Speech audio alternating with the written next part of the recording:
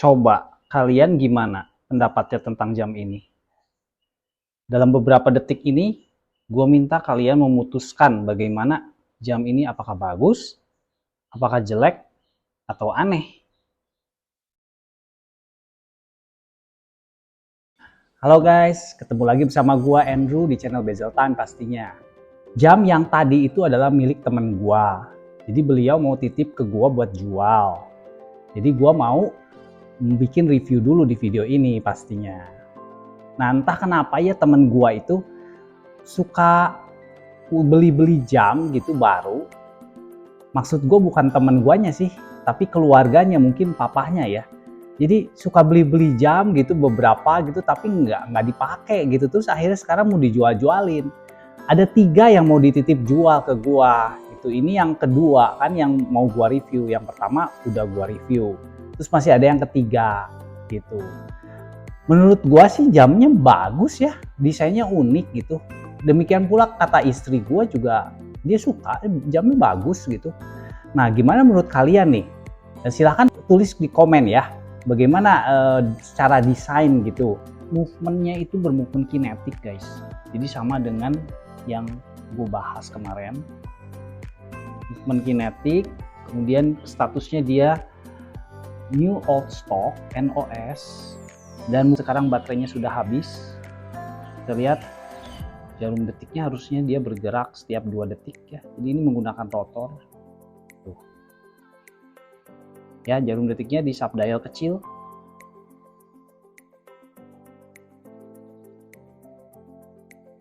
Nah, itu tanda baterainya udah habis guys.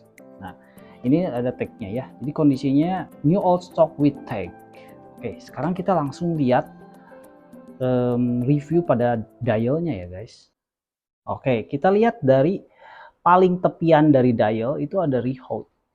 Rehautnya miring seperti tepian piring. Dia miring, kemudian ada angka marker-marker setiap 5 menit dari 60, 5, 10, 15 ya. Dibuat berfinishing seperti sunblasted ya, kita lihat ada titik-titik seperti tekstur sunblasted gitu. Kemudian kita masuk ke yang lebih dalam. Di sana dia ada mini tracker yang mempunyai background hitam.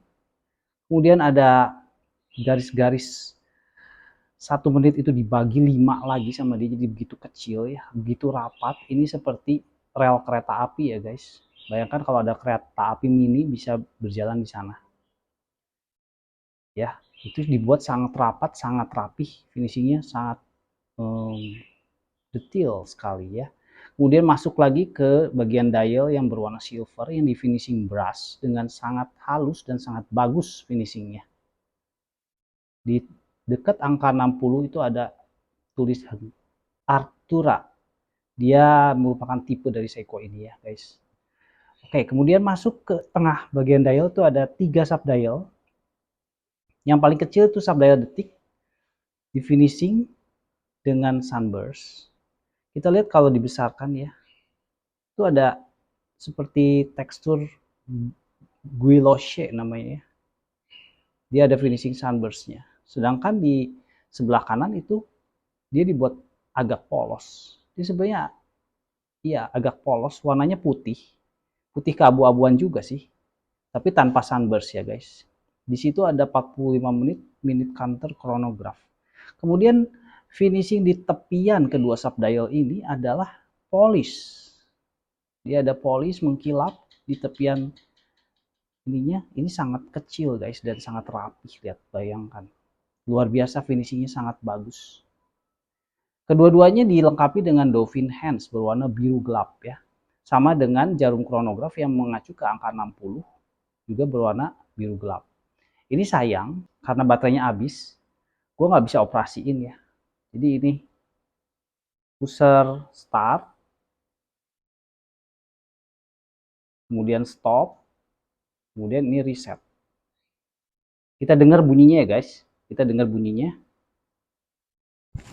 Start, stop, kemudian reset.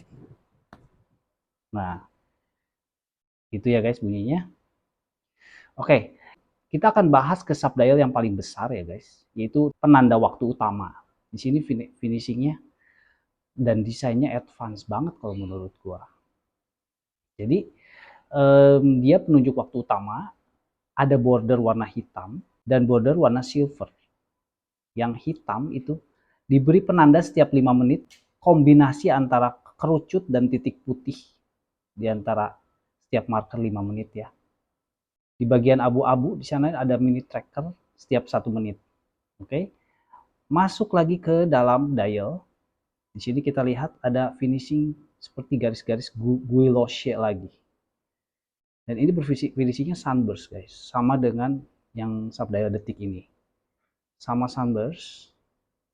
Kemudian ada angka 12, angka 3 dan angka 9. Kemudian angka 6-nya yang diganti dengan fitur tanggal. Tulisan Seiko dekat angka 12. Kemudian di dekat angka 6 ada kinetic chronograph. Di sana ada juga marker-marker yang mengelilingi fitur tanggal. Marker-marker dari minute tracker chronograph. Jadi nyambung ke sana guys. Ada tulisan movement Japan di bawahnya, kemudian itu nomor kalibernya 7L22 OAWB HR2. Ini si hands-nya adalah berfinishing polish. Finishing polish mengkilap, kemudian ada luminusnya guys. Nah itu luminus. Kita akan lihat luminusnya ya. Nah kayak gini. Lumayan guys, lumayan. Ini bukan jam tangan diver, tapi kita masih bisa lihat waktu di kegelapan ya guys. Oke, kita lanjutkan sekarang ke case finishing ya. Ini kita lihat didominasi sama brush di pinggir sini. Kemudian ada bidang sloping di antara casing dan bracelet, itu finity-nya polish, di keempat sisinya sama, bersudut dia guys. Di sana, terus pusher dari chronograph dibuat premium kalau menurut gua. Bentuknya juga nggak biasa, spesial. Finishingnya polish, bagus. Di sebelah sisi sini semuanya finishingnya brush ya. Kemudian bezel, finishingnya sangat kinclong. Kemudian ada sloping di tengah-tengah, itu menuju ke kristal, juga di finishing polish semua. Ya. Finishingnya sangat bagus ya guys, sangat rapi. Kemudian kita lihat case back-nya. Dia perpaduan antara finishing circular brush dan polish. Di sana ada jelas terlihat spesifikasi, ada sapphire crystal, kemudian brand Seiko di tengah, bawahnya lagi ada nomor casing, kemudian water resistance 10 bar stainless steel, movement Japan 7L22 yang mana itu adalah kalibernya. Ini safirnya ini flat sapphire crystal ya guys, tanpa anti reflective coating nih, nggak ada keterangan apa-apa soalnya ya. Sekarang kita lihat braceletnya. Lebar antara lug to lug sini ada 28 mm, kemudian mengerucut ke bawah sampai 20 mm di sini. Sedangkan pada claspnya dia 21,5 mm. Ini claspnya menggunakan deployan clasp kayak gini dengan double pusher guys. Jadi bagus dan pastinya tahan lama dan aman digunakan. Oke, nah ini kondisinya unworn ya guys. Maksudnya belum pernah terpakai satu kali pun, unworn. Jadi tandanya di sini guys, kalau unworn itu di bagian bracelet bagian dalam sini, dia tidak ada bekas bersentuhan dengan si clasp di sini. Karena di sini masih ada solatipnya, masih ada plastiknya guys. Kalau udah dibuka plastiknya kemudian dipakai satu kali aja di sini sudah ada bekasnya guys. Begitu cara taunya guys. Ya. Oke. Nah, sekarang kita coba crown-nya. Crown-nya kalau kita putar gini bisa guys. Putar bolak-balik bisa, tapi nggak ada pengaruh apa-apa. Ya, karena ini bukan screw down crown atau bukan nggak bisa di winding, nggak ada fitur hand winding. Kemudian kita operasikan kalau mau atur tanggal itu berlawanan arah jarum jam, tanggalnya pindah tuh. Ya. Ini ringan sekali rasanya dan halus sekali. Perpindahannya juga enak. Kemudian kita tarik lagi satu kali. Nah, ini mengatur jamnya. Oke, seperti itu aja, normal ya. Oke, kita tekan lagi masuk. Oh ya, tadi ini si braceletnya sekarang terdiri dari 3 link ya. Link yang tengah berfinishing polish, kemudian link yang kiri kanan berfinishing brass, kayak begini. Nah, sekarang kita lihat, inilah dia integrated bracelet ya. Nah, lihat. Ini kaku guys. Jadi ini kita nggak bisa sembarangan kalau misalnya mau beli jam yang punya integrated bracelet. Kita nggak bisa beli di online guys. Kalau menurut gua, kita harus coba langsung. Kita harus hands on barangnya. Kita harus coba di tangan kita apakah pas atau tidak. Kita lihat sekarang ya. Ini kalau kita ukur, ini lak to laknya berapa? Sebentar. Kan lak to lak itu adalah indikator yang paling nomor satu kalau kita mau tahu jam itu bagaimana proporsi tangan kita. Nah, kita ukur berapa ini?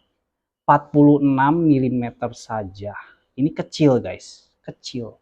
Tapi kalau kita ukur di sini, efektifnya itu bukan di lak to laknya masalahnya. Jadi efektifnya itu adalah di sini guys. Jarak ininya berapa? Ini yang akan berbanding dengan lebar pergelangan tangan kita. Kita coba ukur berapa.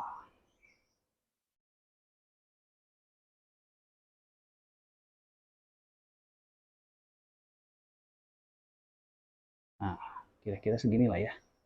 Kita ukur berapa ini? 55 guys. 55 mm. Jadi ini kalau dipakai di tangan gua ya, kita coba. Tangan gua itu lebarnya 53,5 mm, sedangkan tadi itu maksimal dia mengecil itu adalah 55 mm. Jadi kegedean guys, sudah Pak dapat dipastikan ya. Kita coba lihat. Nah, ini kalau gua tekan di sini ya guys. Kalau gua tekan sebentar. Kalau gua tekan tahan di bagian sini guys. Ini bagian sininya tuh. Bagian sisi satunya itu dia berjarak guys. Jadi ini udah pasti kegedean tuh guys. Ya, sudah jelas kegedean. Gak bisa ini. Gua nggak bisa pakai. Kecuali gua mau ganti strapnya pakai aftermarket yang pakai rubber. Nah itu bisa guys. Jadi kalau kalian suka sekali dengan jam ini, boleh aja kalian beli. Tapi kalian kalau kegedean, ganti pakai strap aftermarket. Dia akan pas. Karena kalau kita lihat dari lock to lock ke sini, dia itu kecil guys, cuma 46 mm. Jadi kalau ininya diganti ya, jangan pakai integrated braceletnya, itu akan bagus banget jatuhnya sebetulnya. Ini gara-gara integrated bracelet. Jadi jam memiliki integrated bracelet itu apakah bagus? Itu sangat tricky guys. Kalau kalian suka banget sama satu jam integrated bracelet dan ukurannya pas, ya silahkan. Itu bagus. Cuman kalau ya kegedean udah pasti jangan dibeli. Oke. Kalau misalnya mau bisa diganti ya boleh diganti. Gitu aja sih. Kelemahannya integrated bracelet tuh begini. Nah, jadi begitulah review gua. Kalau menurut gua sih ini jam si dialnya istimewa, guys. Dia tuh punya banyak leveling ya di dalam dialnya. Berlapis-lapis gitu. Kalau ini bermerek jam Swiss ya. Dan movementnya mekanikal. Itu harganya pasti udah 50 juta bisa lebih guys. MSRP-nya pasti lebih dari 50 juta. Karena keindahan dialnya, finishingnya luar biasa sih kalau menurut gua ya. Belum lagi kalau dia chronograph, movementnya mechanical chronograph, wah itu pasti tinggi deh harganya gitu. Cuman kan ini movementnya kinetik ya, jadi harganya bisa rendah gitu. Tapi boleh dibilang ini bisa adu loh, itu si keindahan dial dengan jam Swiss yang mahal pun bisa diadu gitu. Memang luar biasa sih, kecil-kecil, halus. Jadi kalau jam mahal itu ciri-cirinya, finishnya tuh halus, bisa buat detail yang kecil banget gitu kayak gini, gitu. Nah ngomong-ngomong soal integrated bracelet ya, kan di video yang lalu gua ada video yang judulnya kerancuan jam tangan dengan integrated bracelet. Nah linknya gue udah taruh di bawah ya, kalau kalian penasaran pengen nonton atau yang belum nonton mau tahu kenapa bisa rancu gitu ya. Nah, jadi kerancuannya itu definisi yang dulu itu sudah tidak cocok lagi diterapkan di integrated bracelet zaman sekarang. Jadi harus ada definisi lain gitu yang lebih pas gitu untuk integrated bracelet atau strap di zaman sekarang. Nah, gue baru kepikir nih, si definisi yang lebih cocok itu bagaimana. Jadi, si jam dengan integrated bracelet itu, dia punya desain yang unik. Ya, dia bisa memperlihatkan look-nya atau bisa menyembunyikan look-nya seolah-olah gitu. Jadi bisa ada look-nya, bisa nggak ada. Lalu si strap yang dipasangkan itu, yang bawaannya itu bisa diganti dengan banyak pilihan aftermarket saat ini. Tapi dia tidak bisa dipasangkan ke jam lain atau ke merek lain ataupun tipe lain. Nggak bisa guys. Kalau misalnya yang bukan integrated bracelet, banyak yang bisa dipasangkan ke jam lain. Jadi itu yang menurut gua ciri utamanya dari integrated bracelet.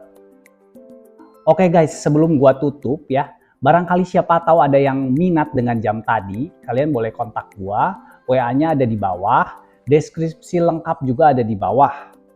Oke. Nah, sampai sini aja video gua.